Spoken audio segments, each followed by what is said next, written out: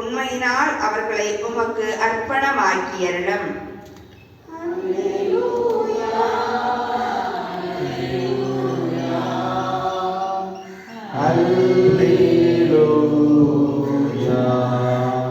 ஆண்டவர் உங்களோடு இருப்பாராக.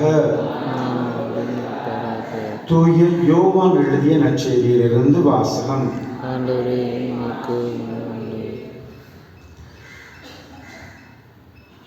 இயேசு வானத்தை அண்ணார்ந்து பார்த்து ஜெபம் செய்ததாவது: தூய தந்தையே, நாம் ஒன்றாய் இருப்பது போல் அவர்களும் ஒன்றாய் இருக்கும்படி நீர் எனக்கு கொடுத்த உம் பேரின் ஆற்றலால் அவர்களை காத்தருளும்.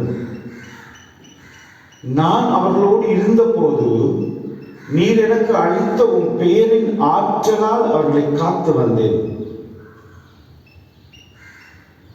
நன்கு பாதுகாத்தேன். அவர்களுள் எவரும் அழிவுறவில்லை.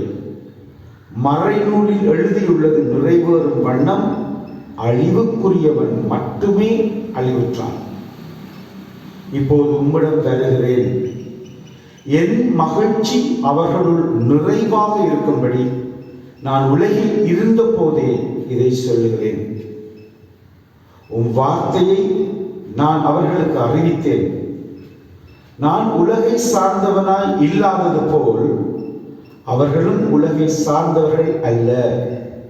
அதனால் உலகம் அவர்களை வெறுக்கிறது. அவர்களை உலகிலிருந்து எடுத்துவிட வேண்டும் என்று நான் வேண்டவில்லை.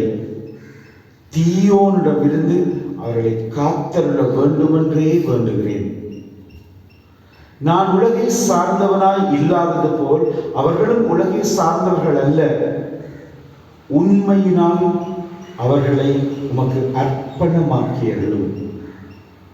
உமது வார்த்தையே உண்மை. நீர் என்னை உலகிற்கு அனுப்பியது போல நானும் அவர்களை உலகிற்கு அனுப்புகிறேன்.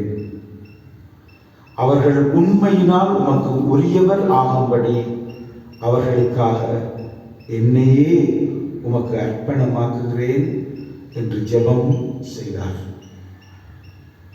கிறிஸ்து வழங்கும் நற்செய்தி. ஜெபம் செய்வோம் சகோதரர்களே.